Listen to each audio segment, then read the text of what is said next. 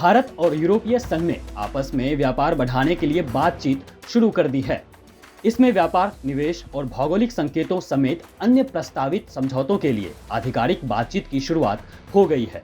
इस बारे में वाणिज्य और उद्योग मंत्री पीयूष गोयल का कहना है कि इस कदम से दोनों पक्षों को फायदा होगा। मुक्त व्यापार जैसे समझौते से दोनों देशों के आर्थिक संबंधों को बढ़ावा मिलेगा। भारत और यूरोपीय संघ ने 17 जून को 8 साल के लंबे अंतराल के बाद औपचारिक रूप से प्रस्तावित समझौतों पर फिर से बातचीत शुरू कर दी है। गोयल ने कहा कि वे यूरोपीय संघ और भारत के बीच एक निष्पक्ष, न्यायसंगत और संतुलित मुक्त व्यापार समझौते पर बातचीत करने के लिए ब्रसेल्स आए थे। पिछले कुछ महीनों में हमारे द्विपक्षीय व्यापार में काफी बढ़ोतरी हुई है।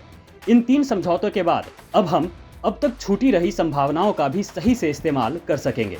ये 3 समझौते व्यापार, निवेश और जीआई से संबंधित है। भारत ने 2007 में 27 देशों के आर्थिक ब्लॉक के साथ द्विपक्षीय व्यापार और निवेश समझौते पर बातचीत शुरू की थी, लेकिन वाहनों पर सीमा शुल्क जैसे मुद्दों पर दोनों पक्षों के बीच सहमति नहीं बन पाई। इस वजह से 2013 में बातचीत ठप पड़ गई थी। अब 8 साल के बाद एक बार फिर से दोनों पक्षों के बीच व्यापार समझौते पर बातचीत शुरू हुई है।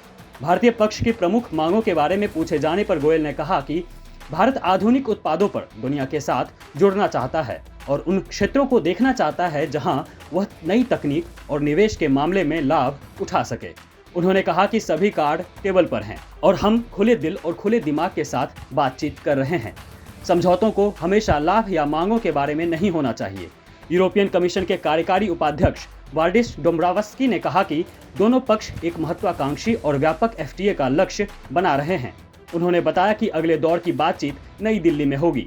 यह 27 जून से 1 जुलाई तक चलेगी। हमारा उद्देश्य 2023 के अंत तक वार्ता पूरी करने की है।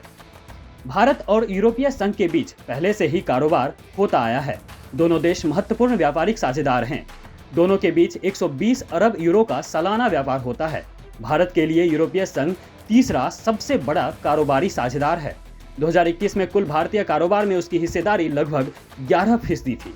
वहीं 2021 में यूरोपीय संघ के कुल व्यापार में भारत की हिस्सेदारी 2% से कुछ अधिक रही थी।